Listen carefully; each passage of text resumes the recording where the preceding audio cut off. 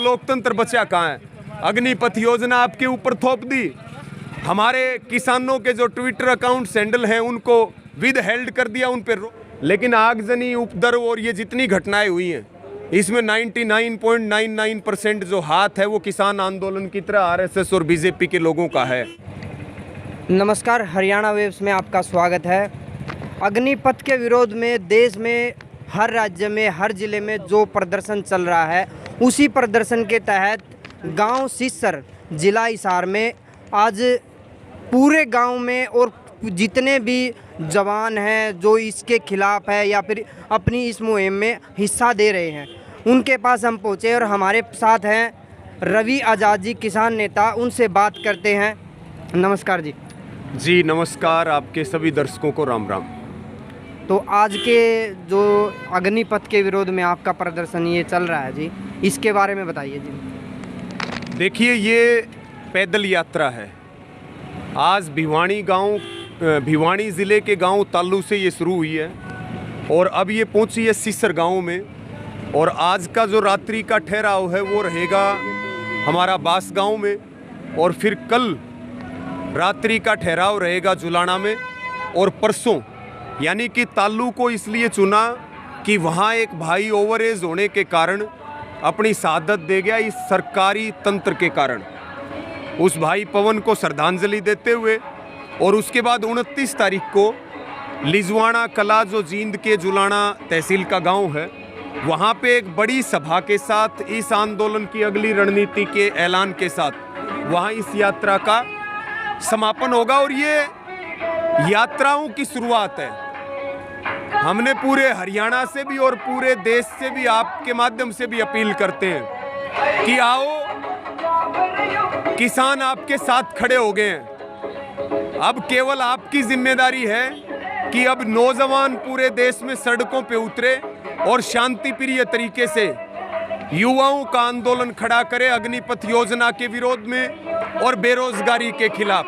और हम सब मिलकर के लड़ेंगे। और निश्चित तौर पर जब हम मिलकर के लड़ेंगे तो सरकार पहले भी झुकी है और सरकार आगे भी झुकेगी। सरकार ने ये बताया कि भाई हम ये मतलब लोगों को, बेरोजगारों को रोजगार दे रहे हैं इसके माध्यम से।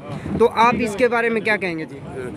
देखिए, पहली बात तो आपका जो सवाल है इसका जवाब खुद बीजेपी के नेता देते हैं कि सेना कोई रोजगार का साधन नहीं है, सेना तो सेवा का साधन है। तो जब सेवा के साधन की बात आती है तो फिर रोजगार का इशू कहाँ से आ गया? पिछले देखो। दूसरी बात ये है कि ये जो अग्निपथ योजना है ये सेना को ठेके पे रखने की योजना है। जैसे ये पहले किसान और खेती को ठेका प्रथा में ले जाना चाहते थे, आज इसी अग्निपथ योजना से ये सेना को ठेका प्रथा में ले जाना चाहते हैं, ये सैनिक को ठेका प्रथा में ले जाना चाहते हैं। आज इस देश में संविधान का राज नहीं है, आज इस देश में राज है आरएसएस का। अगर सेना बिक जाएगी, सेना अगर अडानी अंबानी आरएसएस बीजेपी की हो जाएगी, तो सबसे पहला सवाल देश की सुरक्षा के साथ खिलवाड़, दूसरा सवाल देश के युवाओं के भविष्य के साथ खिलवाड़। और सेना का अपना एक गौरव है, अपनी एक परंपरा है, अपना एक सिस्टम है, अपना एक इतिहास है। ये आरएसएस के लोग उसी इतिहास को मिटाना चाहते हैं। और हम ये कह रहे हैं कि तुम जितना मिटाओगे उतना हम मजबूती से लड़ेंगे। और लड़े हैं, लड़ने वालों की कभी हार नहीं हुई, हमेशा पहले भी जीते हैं, आज भी जीतेंगे और कल भी जीतेंगे। जी। वीके सिंह का एक बयान आया था जी, भाई जिसको नौकरी करनी है वो इसमें आए, अगर नहीं करनी है तो आप जा भी सकते हो इसमें जी। वीके सिंह खुद 2 पेंशन ले रहा, 6 महीने की सर्विस बढ़ाने के लिए सुप्रीम कोर्ट के दरवाजे पे खड़ा हो गया, सेना के ऊपर दाग लगा दिया, आरएसएस का एजेंट बन के सेना में सेना अध्यक्ष रहा। आज वो कह रहा है कि कोई जबरदस्ती थोड़ी है, हमारी स्कीम पसंद नहीं है तो मत आइए। जनरल वीके सिंह के बाप की सेना नहीं है, ये सेना हिंदुस्तान की है। और अगर उसमें है हिम्मत तो वो भिवानी ज़िले से संबंध रखता है, और मैं भी भिवानी ज़िले से हूँ। वो एक गांव तय कर ले, एक स्थान और एक तारीख तय कर ले, और वो अपने गांव के युवाओं को, अपने ज़िले के युवाओं को समझा दे, हम तो वीके सिंह की गुलामी कर लेंगे। वो तो एजेंट बन के काम कर रहे। कैलाश विजयवर्गीय ने कहा कि हम तो बीजेपी के दफ्तरों में अग्निवीरों को जो है सिक्योरिटी गार्ड रखेंगे। हमने सरकार को भी बता दिया कि हम अग्निवीर नहीं बनेंगे, हम बनेंगे क्रांतिवीर। और जब क्रांतिवीर युक्ति करेंगे तो फिर अग्निपथ से तो मुक्ति होनी होनी है। और अग्निपथ योजना पहले इन्होंने किसानों को उठाया, अब ये नौजवानों के पीछे पड़ गए, बीच में खिलाड़ियों के ऊपर आ गए थे, स्टूडेंट के ऊपर आ गए थे। हम तो कह रहे सारा कुछ खो चुके हो, थोड़ा बहुत बाकी है, इसको संभाल लो, नहीं तो थारी ताबूत में कील ठोकने का टाइम आ गया है। CDS विपिन रावत जी थे, जिनका एक खुद का सपना था कि भाई जो 58 साल की एज तक नौकरी मिलती है तो सेना में वो 60 साल की नौकरी के लिए सपना देख रहे थे। तो उस सपने का सरकार क्या नीति दे रही है जी? देखिए, ये बात करते थे 1 रैंक 1 पेंशन, आज ये बात कर रहे हैं 9 रैंक 9 पेंशन। तो आप समझ सकते हैं कि हालात क्या है। हम तो ये कह रहे हैं कि जनरल VK सिंह की जो मौत हुई है, दुनिया के सबसे सुरक्षित हेलीकॉप्टर में हादसा हुआ है, हम तो सरकार को ये कह रहे, देश की जनता जानना चाहती है कि उनकी मौत की जांच कहां तक पहुंची है, वो बताई जाए। तीनों सेना अध्यक्षों को जल्दबाजी में बदल दिया गया, जिन्होंने एक वार में हिस्सा नहीं लिया।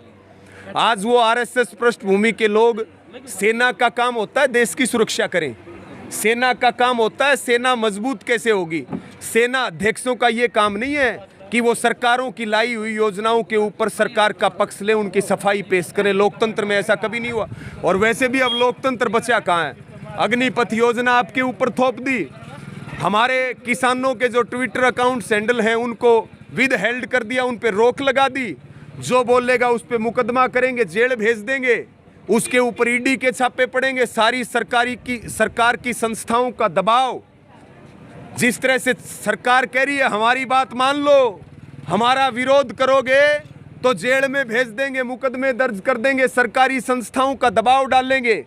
ये खेल चल रहा है भारत में। अब अंबेडकर जी के संविधान का राज नहीं है, अब यहाँ पे राज है RSS के संविधान का, इजराइल मॉडल अपनाने वालों का राज है।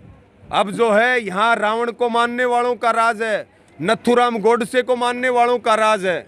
अब ये तो नहीं चलेगा भगत सिंह के देश में। हम तो लड़ सकते हैं, हमारे पुरखों ने लड़ाई लड़ी, हम लड़ाई लड़ेंगे, और लड़ाई लड़ेंगे तो ये देश बचा लेंगे, नहीं तो इस देश को गुलाम बनने से कोई ताकत रोक नहीं सकती। जी, देश के पूरे राज्यों में लगभग हर जगह ये प्रदर्शन के खिलाफ विरोध चल रहा है, तो लोगों में, कहीं युवाओं में आगजनी हुई है, टूट फूट हुई है, तो युवा साथियों को आप क्या संदेश देना चाहेंगे? ये जितने, देखिए हमारा तो युवाओं को यही संदेश है कि हम साथ खड़े हैं, आप बाहर निकलिए, देश को बचाने के लिए आगे आइए, अपने आने वाली पीढ़ियों को बचाने के लिए आगे आइए। शांति तो बनाए रखना बहुत ज़रूरी है, लेकिन आगजनी, उपद्रव और ये जितनी घटनाएं हुई हैं, इसमें 99.99% जो हाथ है वो किसान आंदोलन की तरह RSS और BJP के लोगों का है। BJP प्लान कर रही है सारा काम, इनको चुनाव जीतने से मतलब है, चाहे इनको जवान मरवाने पड़े 50, ये तो वो लोग हैं। तो बहुत गंभीर विषय है।